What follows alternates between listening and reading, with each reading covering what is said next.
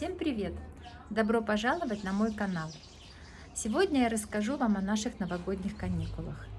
Мы провели их в дороге. Сразу после отмечания веселого Рождества, утром 26 декабря мы отправились в путь. И из нашей провинции КвазулуНатал мы поехали на запад, в провинцию Фри Стейт. И первая наша остановка была, это небольшой город Колсберг, где мы и переночевали. А после этого мы посетили еще две провинции, но об этом уже будет в других видео. Сегодня вот небольшое начало нашей поездки. Приятного просмотра! Рельеф провинции Фри Стейт – это травяные луга, поля и пастбища. Благодаря плодородной земле и благоприятному климату здесь процветает сельское хозяйство. 30 тысяч ферм производят более 70% зерна в объеме всей страны. Почему эта провинция называется житницей ЮАР? Все земли провинции залегают на высоте 1000 метров над уровнем моря. С восточной стороны провинция обрамлена драконовыми горами Дракенсберг и горной грядой Малути с высотой до 2000 метров. Также здесь много минеральных месторождений, наиболее важных из которых представляют залежи золота и бриллиантов, которые добывают на севере и западе провинции. Здесь же и находится знаменитый карьер Кимберли глубиной 240 метров, где добывались алмазы в конце 19 начале 20 веков. В настоящее время месторождение полностью исчерпано, оно частично засыпано и залито водой и является главной достопримечательностью города Кимберли. Называется Большая дыра. Здесь почти всегда можно встретить бабуинов, поэтому не рекомендуется выходить из машины в этих местах.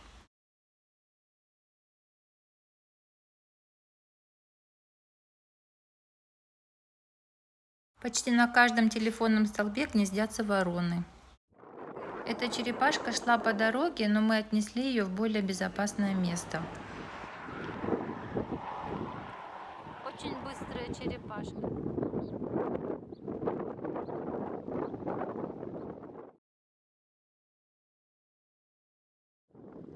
Это быки и коровы породы Борон, они были выведены от африканских диких быков Зебу, очень мощные. Это прекрасные цветущие алоэ.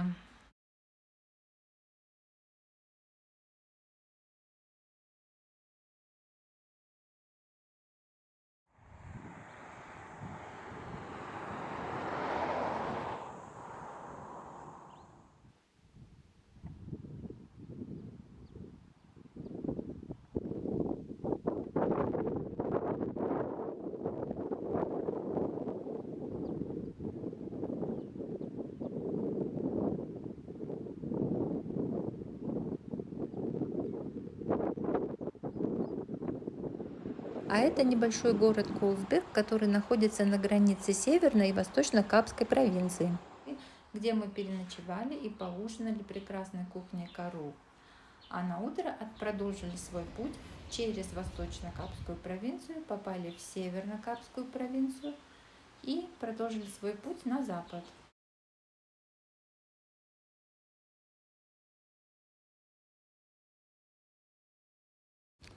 Это плантация сизаля, растение породы агавы, из листьев которого получают волокно для производства канатов, веревок, шпагатов, мочалок и тому подобного.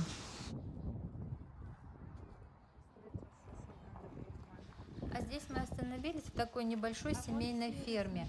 Они содержат кафе, небольшой магазин, фермочку, птичник. Здесь маленькие пони, ослики, свинки. В общем, все для того, чтобы усталые путники с детьми могли остановиться, развлечься, размять ноги немножко и отдохнуть.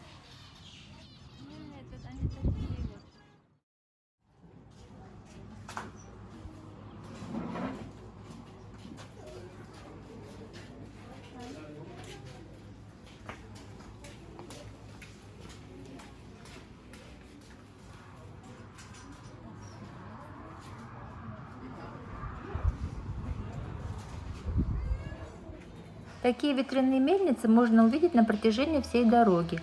Они снабжают энергией насосы, качающие воду из подземных скважин, откуда она поступает в специальные поилки для домашнего скота, который пасется на этих пастбищах. Вот такой вот альтернативный источник энергии. Такие места для отдыха оборудованы вдоль всей трассы, примерно через каждые 30 километров. И почти везде в этих зонах растут перечные деревья. Когда стоишь под этим деревом, то чувствуется острый пряный аромат перца, очень приятный. Сами деревья родом из Перу. Они производят розовый перец, который тоже имеет использование в кулинарии. И если вот эти сами ягодки раздавить, то такой приятный перечный аромат. А это место поразило меня до глубины души. Последнее, что ты ожидаешь увидеть в ресторане рядом с оживленной трассой, это роскошные антикварные кожаные и велюровые диваны, хрустальные люстры, картины, изысканная фарфоровая мельхиоровая посуда, антиквариат. Но именно так декорирован ресторан Софии, выбор Софии. Помимо ресторана здесь также есть магазин антикварной мебели и магазин фермерских продуктов. Но все убранство, весь декор, как вы видите, очень причудливый и роскошный. И даже в женском туалете есть манекен в кружевных трусах. Но вот такой вот причудливый вкус у хозяйки этого заведения Софии ван дер Мерве. Я обязательно оставлю ссылку на это место внизу в описании под видео. Просто зайдите на ее страницу, не пожалеете. И, кстати говоря, еда была тоже очень вкусная и изысканная. А посмотрите на этих мопсиков. И вот как один из них храпит.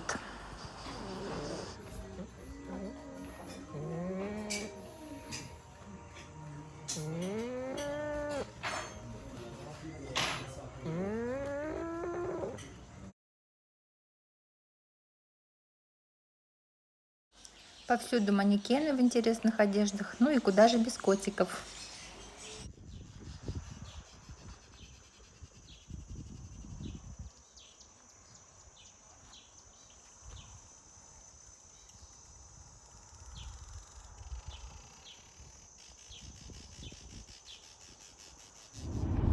Мы продолжаем наше путешествие по западно-капской провинции.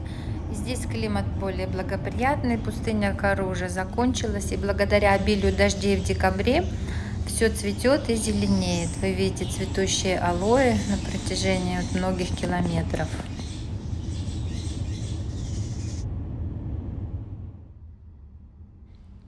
Проезжаем по живописному горному перевалу Пойкесберг.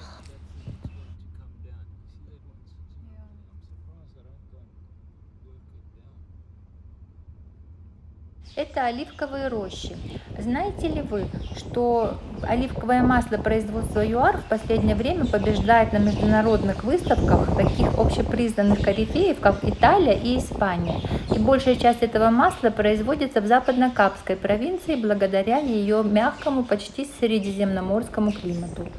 И вот мы проезжаем по знаменитому горному перевалу имени принца Альфреда, который проложен через горы Утениква и соединяет между собой город Юнион-Дейл в Малом Кару и город Назня на побережье Атлантического океана.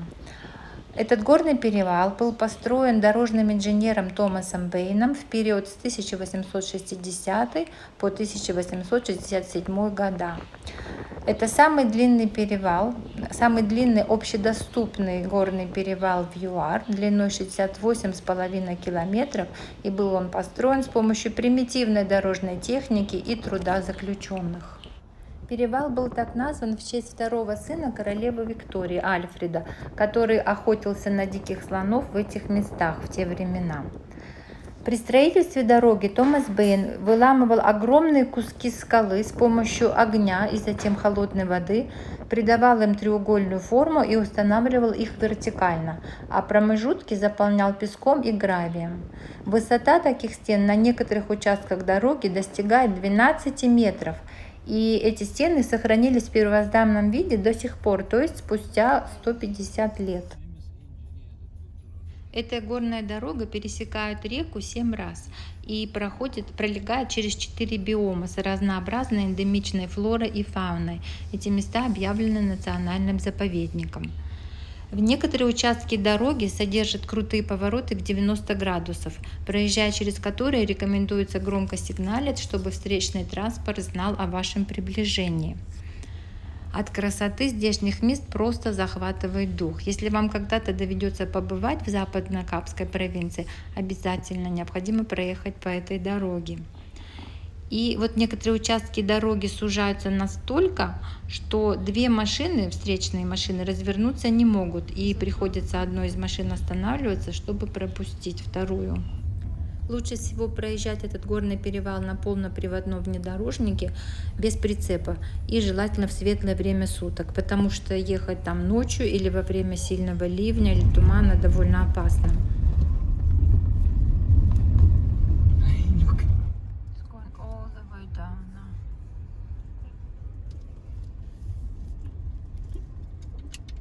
Yeah, that's good. I can do it there. Whoa. Thank you.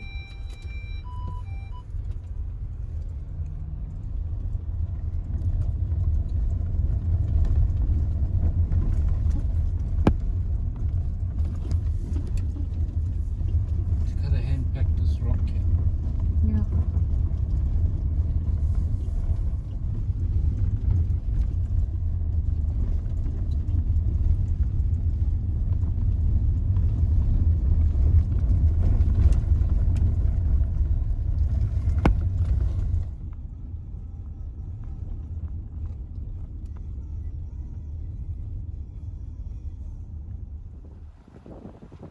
В некоторых местах нам приходилось снижать скорость до 20 км в час или вообще останавливаться, поэтому на этот, казалось бы, небольшой участок дороги у нас ушло больше часа. Затем горы сменились лиственными лесами, сосновыми лесами, и, наконец, мы приехали в пункт назначения в город Найзню. Мы остановились в чудесном отеле под названием Falcons View Manor. Я оставлю ссылку на этот отель внизу в описании под видео, если кому-то это будет интересно. Он расположен на холме Тезен и смотрит на лагуну Найзня.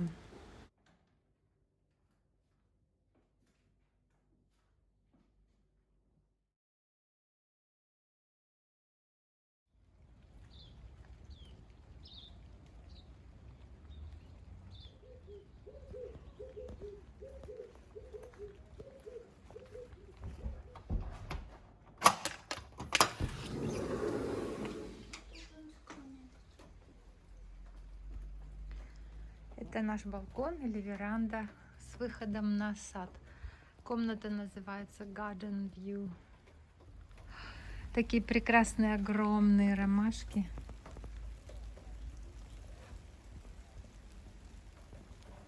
Ай, какая красота!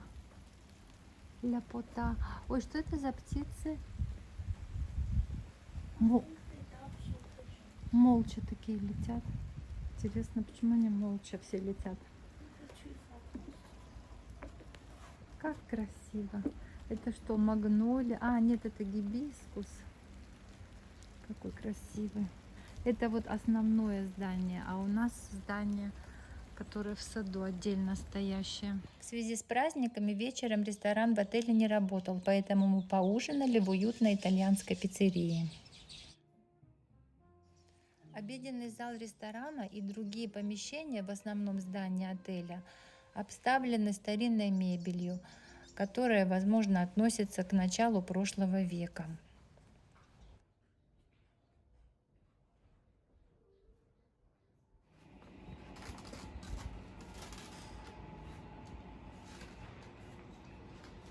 А здесь подают завтрак на открытом воздухе, когда это позволяет погода.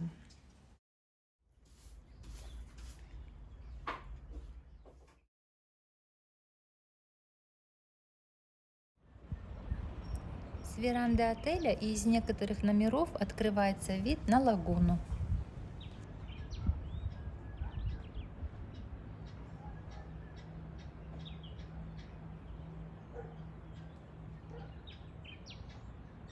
После завтрака мы посетили птичьи и обезьяньи парки, которые я показывала в своем прошлом видео, и я оставлю ссылочку на него внизу, если вы еще не видели. Надеюсь, вам понравилось мое видео. Если да, не забудьте, пожалуйста, поставить лайк. А также, если у вас есть какие-то вопросы, что-то вам интересно, пишите в комментариях, пообщаемся.